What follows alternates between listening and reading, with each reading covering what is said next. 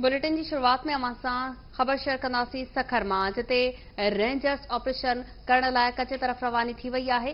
कंधकोट, कशमोर ऐं घोटकी जे कचे में धाड़ेलनि ख़िलाफ़ ऑपरेशन कयो पियो वञे। रेंजर्स जा जवान रवाना थी विया। सखर मां रेंजर्स जा जवान ऑपरेशन लाइ कचे तरफ़ रवाना थी विया आहिनि। रेंजर्स पारां 3 ॾींहं बि फ्लैग मार्च कयो वियो। चेक पोस्टूं बि क़ाइमु कई वयूं आहिनि।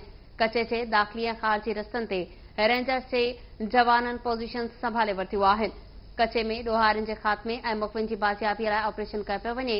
अवां खे अपडेट कयो पिया। कंधकोट, कशमोर ऐं घोटकीअ जे कचे में धाड़ेलनि ख़िलाफ़ ऑपरेशन कयो पियो वञे। रेंजर्स जा जवान रवाना थी विया आहिनि। सखर मां रेंजर्स जा जवान ऑपरेशन लाइ कचे तरफ़ रवाना थी विया आहिनि। तफ़सील मालूम कंदासीं। लाइन ते मौजूद आहे अनस घांगरो। जी अनस, अपडेट कजो। जी सवा बिल्कुल उत्तर सिंध सखर तोड़े लाखानी डिवीजन में अमन अमान की सूरत हाल बेहतर बनाने धाड़ेलन के खात्मे तोड़े मुखबिन के बाजियाबी समेत 6 जानमन महर के कातलन की गिरफ्तारी लाइ रेंजर्स पारां अॼु टियों ॾींहुं बि जेको आहे सो ऑपरेशन जूं तयारियूं कयूं पियूं वञनि। रेंजर्स जा जेके स्पेशल कमांडो तोड़े जवान आहिनि वधीक जेके आहिनि सो अॼु सखर खां कंदकोट, कशमोर, घोटकीअ समेत मुख़्तलिफ़ कचे वारे इलाइक़नि मां रवाना थी विया आहिनि।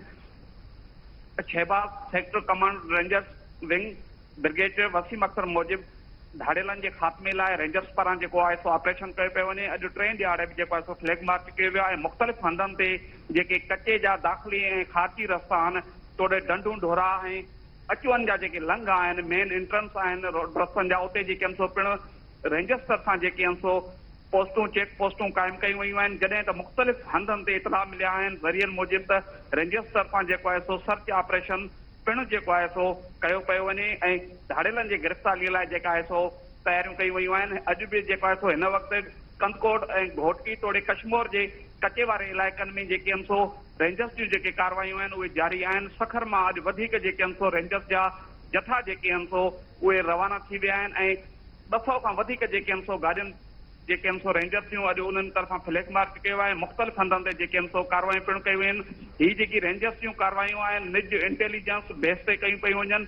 पुलिस तरफ़ां जेके आहिनि सो पिणु जेके आहे सो इंफॉर्मेशन रेंजर्स खे ॾिनी वई आहे, जंहिं तहत जेके धाड़ेल आहिनि उन जूं लिस्टूं पाथारीदार आहिनि, उन्हनि जा सहूलियतकार आहिनि तोड़े जेके पके वारे इलाइक़नि में ऐं शहरनि में जेके धाड़ेलनि जा ॾोहारियुनि जा सहूलियतकार आहिनि उन्हनि जूं लिस्टूं पिणु वठी करे उन्हनि जे ख़िलाफ़ जेको आहे सो टारगेटेड ऑपरेशन जेको आहे सो उहो अॼु खां शुरू कयो वियो आहे। गॾोगॾु जेको आहे सो रेंजर्स तरफ़ां 6 जानमन महर जा जेके कातल आहिनि उन्हनि जे गिरफ़्तारीअ लाइ पिणु जेके आहिनि सो क़दम खयां पिया वञनि। रेंजर्स ज़रियनि मूजिबि 6 जानमन महर जे कातलनि जी गिरफ़्तारी बि निगरान काबीना तरफ़ां जेकी मंज़ूरी ॾिनी वई उहा रेंजर्स जे ऑपरेशन जे तरजीहात में शामिल आहिनि। अॼु 3 ॾियारे बि रेंजर्स तरफ़ां जेका आहे सो मूवमेंट कई वई आहे। सखर मां वधीक जेके जथा आहिनि उहे कंदकोट, कशमोर, घोटकी, पनो आकल जा जेके कचे वारा इलाइक़ा आहिनि उहे रेंजर्स जा जेके आहिनि सो पहुची विया आहिनि।